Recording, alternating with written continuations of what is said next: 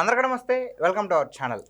Present మనతో పాటు గెస్ట్గా ఉన్నారు పొలిటికల్ అనలిస్ట్ షణ్ముఖ్ గారు. సార్ నమస్తే అండి. నమస్కారం అండి. సార్, మీ గురువు గారు ప్రొఫెసర్ కె నాగేశ్వరరావు గారు కొత్తగా ఒక సవాల్ అయితే విసరడం జరిగింది. నా సహనాన్ని పరీక్షిస్తున్నారు. నాకు అంటే సినిమా రేంజ్లో మరి నా సహనాన్ని పరీక్షిస్తే కనుక సినిమా చూపించాల్సిన సమయం కూడా ఆసనం అవుద్ది అన్నట్టుగా మరొక స్టేట్మెంట్ అయితే విడుదల చేయడం జరిగింది. సో దీని గురించి ఏమంటారు? నాగేశ్వర్ గారికి హృదయపూర్వక అభినందనలు, కంగ్రాచులేషన్స్ చెప్తూ, ఎందుకంటే ఆయన సినిమా చూపిస్తామన్నారు కాబట్టి మా గురువు గారు ఎక్కడికి వెళ్ళినా ఉన్నత స్థాయికి వెళ్ళాలని చెప్పేసి నేను మనస్ఫూర్తిగా కోరుకునేటువంటి ఒక అభిమానిని కాబట్టి ఆయన సినిమా చూపించాల్సిందిగా నేను కోరుకుంటా ఉన్నా. ఇకపోతే గత కొంతకాలం నుంచి అనగా గత 2-3 రోజుల నుంచి నాగేశ్వర్ గారి మీద జనసేన పార్టీ శ్రేణులు కానీ, తెలుగుదేశం పార్టీ శ్రేణులు కానీ, కూటమిలో ఉన్నటువంటి ప్రతి ఒక్కరూ ఆయన చేసినటువంటి విశ్లేషణలు ఖండించడం జరిగింది. ఖండించిన తర్వాత ఆయన ఒకానొక డైల్ న్యూస్కు సంబంధించినటువంటి ఛానల్లో ఇంటర్వ్యూలో మాట్లాడుతూ నా సహనాన్ని పరీక్షిస్తే సినిమా చూపిస్తా అని చెప్పేసి పెద్ద పెద్ద మాటలు మాట్లాడడం జరిగింది. సరే, ఆల్రెడీ మా ఆంధ్రప్రదేశ్ రాష్ట్ర ప్రజలు వైఎస్ఆర్సీపీ ప్రభుత్వంలో ఉన్నటువంటి శాసన మండలి సభ్యులు, పార్లమెంటు సభ్యుల యొక్క విశ్వరూపం చూశారు. అనగా అనంత అంటే డ్రైవర్ దళితుని చంపినటువంటి ఎమ్మెల్సీ అనంతబాబు విశ్వరూపం చూపించారు. గోరంట్ల మాధవ్ గారు విశ్వరూపం చూపించారు. ఇంకా మీ విశ్వరూపం చూడడానికి మేము ఉన్నామా అని చెప్పేసి నేను మీడియా ముఖంగా అడుగుతా ఉన్నా. కాబట్టి మీరు విశ్వరూపం చూపించాల్సినది ఏ ఏ అంశాలపైన అనేది ఒక్కసారి ఆయనకి మీడియా ముఖంగా తెలియజేయదలుచుకున్నా. ఎందుకంటే మీ గొంతుకే ఈరోజు మీ మేధావితనం అనేది మీ గొంతుకు ద్వారా బయటకు వస్తుంది కాబట్టి మా ఆంధ్రప్రదేశ్ రాష్ట్రంలో మీరు ఏ ఏ అంశాలపైన సినిమా చూపించాలి, ఏ ఏ అంశాలపైన సహనంగా ప్రజలకు అర్థమయ్యే విధంగా చెప్పాలి అని చెప్పేసి ఒక 11 అంశాలు నేను రాసుకొని వచ్చాను అండి. ఎందుకు రాసుకున్నారు సార్? అంటే 11 అంశాలు ముఖ్యంగా నేను చెప్పాలి అనుకుంటున్నాను. ఎందుకంటే మొదటి ప్రశ్న ఏంటంటే, వివేక గారి హత్య, వైఎస్ కుటుంబం యొక్క పాత్ర, 7 ఏళ్ల పరిణామాలు మీద ఒక వీడియో చేయవలసిందిగా నేను కోరుతా ఉన్నా. రెండో అంశం, దళిత డ్రైవర్ సుబ్రహ్మణ్యం హత్య నాటి జగన్మోహన్ రెడ్డి గారు అనుసరించినటువంటి విధానం, దాన్ని మేనేజ్ చేసినటువంటి విధానం, ఇది రెండో అంశం. మరి మూడవ అంశం, అమరావతి పోలవరంపై గొడ్డలి వేటు, వాస్తవాలేంటి అవాస్తవాలేంటి అనేది ఒక వీడియో చేయవలసిందిగా నేను కోరుతా ఉన్నా.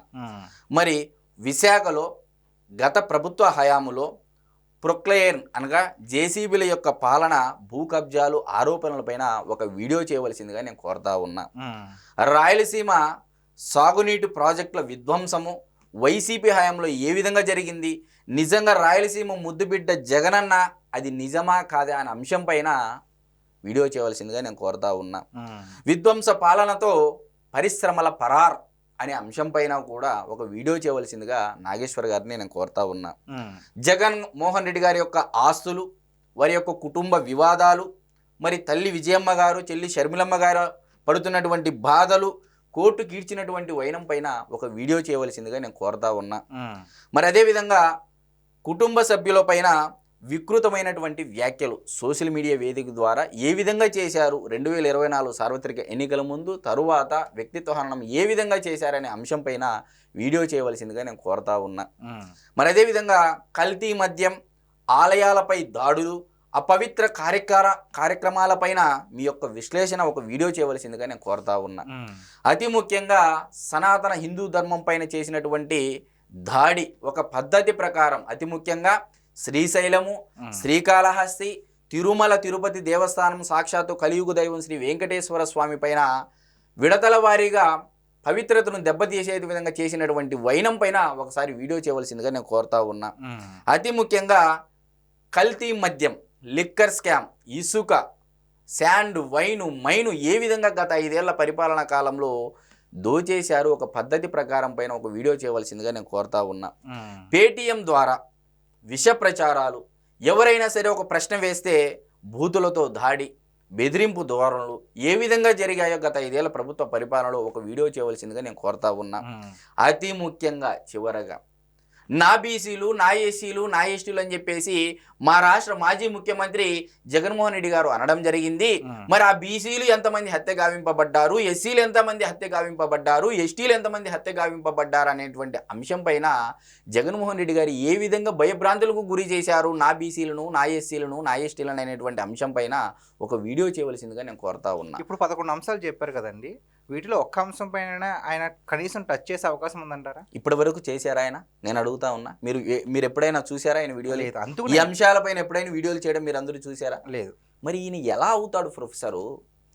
ఇప్పుడు ఎక్కడో అమిత్ షా గారి దగ్గరైనటువంటి 4 గోడల మధ్య జరిగినటువంటి అంశాన్ని, పవన్ కళ్యాణ్ గారి దగ్గర 4 గోడల మధ్య జరిగినటువంటి అంశాన్ని ఈయనకు చేరవేర్చి ఈయన భుజాలపైన తుపాకీ పెట్టి ఉన్నటువంటి కూటమి సర్కారు పైన నెగిటివిటీ తెచ్చే విధంగా చేసేదానికంటే గురువు అంటే ఎవరండి? అజ్ఞానం నుంచి జ్ఞానం వైపు మళ్లించేటువంటి వ్యక్తి. ఇప్పుడు పోనీ దీనివలన మీకు వచ్చినటువంటి నష్టం ఏంటి, లాభం ఏంటి అని అంటే, లాభం ఏందనేది గత కొంతకాలంగా జనసేన పార్టీ శ్రేణులు, తెలుగుదేశం పార్టీ శ్రేణులు సోషల్ మీడియా వేదికగా చెప్పారు. నష్టం ఏంటి అంటే, ఈరోజు మా రాష్ట్రానికి 25 లక్షల కోట్ల రూపాయలు పెట్టుబడులు వచ్చాయంటే ఈ కూటమి ప్రభుత్వం ద్వారానే అని చెప్పేసి నేను సగర్వంగా చెప్పుకోగలుగుతున్నా. ఈరోజు పోలవరం పూర్తి కావస్తోంది వచ్చే సంవత్సరానికి అని చెప్పేసి నేను సగర్వంగా నేను చెప్పదలుచుకున్నా. మరి అదేవిధంగా కడప స్టీల్ ప్లాంటు శంకుస్థాపన చేస్తూ ఉన్నారు.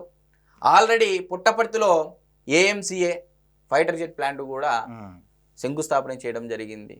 మరి అదేవిధంగా అమరావతి కూడా రాజధాని పనులు శరవేగంగా ఇప్పటికే 75,000 కోట్ల రూపాయలు విలువైనటువంటి పనులు ప్రారంభించడం జరిగింది. శరవేగంగా పనులు కదులుతూ ఉన్నాయి.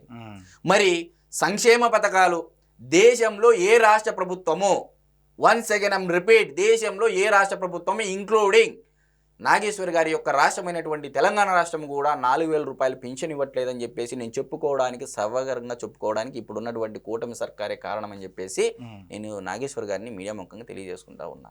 కాబట్టి మా రాష్ట్రం ఈరోజు జీడిపి కాంట్రిబ్యూషన్లో ఏ విధంగా ఉంది, రాజధాని లేకపోయినా సరే ఈరోజు ఒక వైజాగ్ ప్రాంతానికి చాలామంది ఇది డిస్కషన్ చేయాలండి, నాగేశ్వర్ గారు కూడా చేయాలి.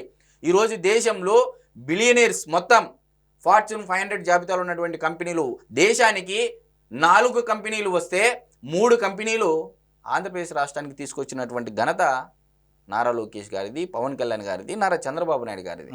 మరి దీనిపైన అంశం వీడియో చేయండి. ఈరోజు ఒక ఎల్ఐసి ఉందండి, ఎల్ఐసి ప్రీమియం కడతాం, 15 సంవత్సరాలు కడతాం, 16వ సంవత్సరం నుంచి మెచ్యూరిటీ వస్తుంది.